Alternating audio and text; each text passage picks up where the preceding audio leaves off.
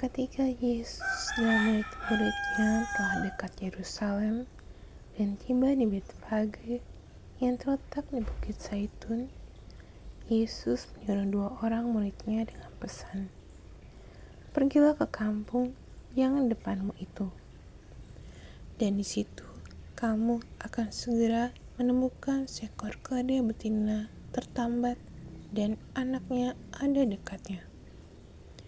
Lepaskanlah keledai itu dan bawalah keduanya kepadaku. Dan jikalau ada orang menegur kamu, katakanlah, Tuhan memerlukannya, ia akan segera mengembalikannya." Hal itu terjadi supaya genaplah firman yang disampaikan oleh Nabi. "Katakanlah kepada putri Sion, lihat, rajamu datang kepadamu.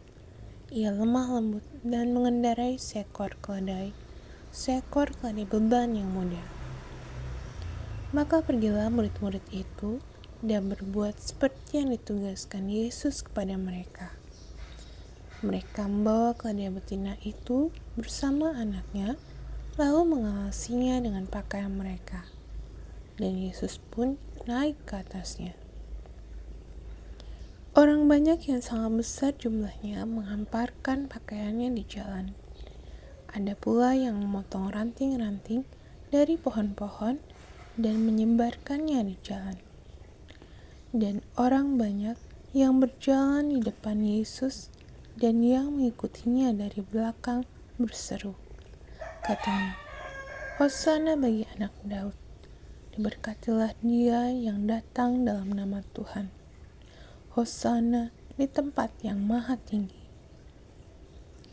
Dan ketika ia masuk ke Yerusalem, gemparlah seluruh kota itu, dan orang berkata, "Siapakah orang ini?"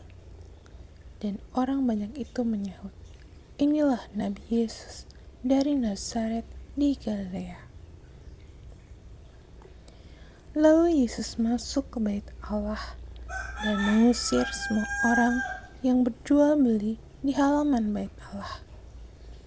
Ia membalikkan meja-meja penukar uang dan bangku-bangku pedagang merpati, dan berkata kepada mereka, "Ada tertulis, rumahku akan disebut rumah doa, tetapi kamu menjadikannya sarang penyamun."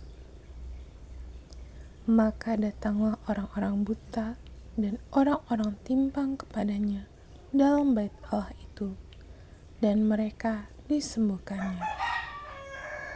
Tetapi ketika imam-imam kepala dan ahli-ahli Taurat melihat mujizat-mujizat yang dibuatnya itu, dan anak-anak yang berseru dalam bait Allah, "Hosana bagi anak Daud," hati mereka sangat jengkel. Lalu mereka berkata kepadanya, "Engkau dengar apa yang dikatakan anak-anak ini?" Kata Yesus kepada mereka, "Aku dengar. Belum pernahkah kamu baca, dari mulut bayi-bayi dan anak-anak yang menyusu, engkau telah menyediakan puji-pujian?" Lalu ia meninggalkan mereka dan pergi keluar kota ke Betania dan bermalam di situ. Pada pagi-pagi hari, dalam perjalanannya kembali ke kota, Yesus merasa lapar. Dekat jalan, ia melihat pohon ara, lalu pergi ke situ. Tetapi ia tidak mendapat apa-apa pada pohon itu selain daun-daun saja. Katanya kepada pohon itu, "Engkau tidak akan berbuah lagi selama-lamanya." Dan seketika itu juga keringlah pohon ara itu. Melihat kejadian itu, tercenganglah murid-muridnya, lalu berkata, "Bagaimana mungkin pohon ara itu sekonyong-konyong menjadi kering?" Yesus menjawab mereka, "Aku berkata kepadamu, sesungguhnya jika kamu percaya dan tidak bimbang, kamu bukan saja akan dapat berbuat apa yang kuperbuat dengan pohon ara itu, tetapi juga Jikalau kamu berkata kepada gunung ini, beranjaklah dan tercampaklah ke dalam laut, hal itu akan terjadi. Dan apa saja yang kamu minta dalam doa, dengan penuh kepercayaan, kamu akan menerimanya. Lalu Yesus masuk ke bait Allah, dan ketika ia mengajar di situ, datanglah imam-imam kepala serta tua-tua bangsa Yahudi kepadanya dan bertanya, "Dengan kuasa manakah engkau melakukan hal-hal itu? Dan siapakah yang memberikan kuasa itu kepadamu?" Jawab Yesus kepada mereka, "Aku juga akan mengajukan satu pertanyaan kepadamu. Dan jikalau kamu memberi jawabnya kepadaku,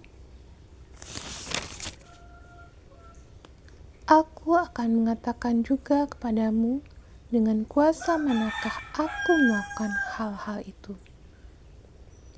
Dari manakah baptisan Yohanes? Dari surga atau dari manusia?" Mereka memperbincangkannya di antara mereka dan berkata, "Jikalau kita katakan dari surga, ia akan berkata kepada kita, 'Kalau begitu, mengapakah kamu tidak percaya kepadanya?' Tetapi jikalau kita katakan dari manusia, kita takut kepada orang banyak, sebab semua orang menganggap Yohanes ini nabi." Lalu mereka menjawab Yesus, "Kami tidak tahu." Dan Yesus pun berkata kepada mereka, "Jika demikian, aku juga tidak mengatakan kepadamu dengan kuasa manakah aku melakukan hal-hal itu." Tetapi apakah pendapatmu tentang ini? Seorang mempunyai 2 anak laki-laki. Ia pergi kepada anak yang sulung dan berkata, "Anakku, pergi dan bekerjalah hari ini dalam kebun anggur." Jawab anak itu, "Baik, Bapak," tetapi ia tidak pergi. Lalu orang itu pergi kepada anak yang kedua dan berkata demikian juga. Dan anak itu menjawab, "Aku tidak mau." Tetapi kemudian ia menyesal lalu pergi juga. Siapakah di antara kedua orang itu yang melakukan kehendak ayahnya? Jawab mereka, "Yang terakhir." Kata Yesus kepada mereka, "Aku berkata kepadamu, sungguhnya pemungut-pemungut cukai dan perempuan-perempuan sundal akan mendahului kamu masuk ke dalam kerajaan Allah. Sebab Yohanes datang untuk menunjukkan jalan kebenaran kepadamu, dan kamu tidak percaya kepadanya. Tetapi pemungut-pemungut cukai dan perempuan-perempuan sundal percaya kepadanya. Dan meskipun kamu melihatnya, tetapi kemudian kamu tidak menyesal, dan kamu tidak juga percaya kepadanya." Dengarkanlah suatu perumpamaan yang lain. Adalah seorang tuan tanah membuka kebun anggur dan menanam pagar sekelilingnya. Ia menggali lubang tempat memeras anggur dan mendirikan menara jaga di dalam kebun itu. Kemudian ia menyewakan kebun itu kepada penggarap-penggarap lalu berangkat ke negeri lain. Ketika hampir tiba musim petik, ia menyuruh hamba-hambanya kepada penggarap-penggarap itu untuk menerima hasil yang menjadi bagiannya. Tetapi penggarap-penggarap itu menangkap hamba-hambanya itu. Mereka memukul yang seorang, membunuh yang lain, dan melempari yang lain pula dengan batu. Kemudian Tuhan itu menyuruh pula hamba-hamba yang lain lebih banyak daripada yang semula. Tetapi mereka pun diperlakukan sama seperti kawan-kawan mereka. Akhirnya ia menyuruh anaknya kepada mereka. Katanya, "Anakku akan mereka segani." Tetapi ketika penggarap-penggarap itu melihat anaknya itu, mereka berkata seorang kepada yang lain, Ia adalah ahli waris. Mari kita bunuh dia, supaya warisannya menjadi milik kita. Mereka menangkapnya dan melemparkannya keluar kebun anggur itu, lalu membunuhnya. Maka apabila tuan kebun anggur itu datang, apakah yang akan dilakukannya dengan penggarap-penggarap itu?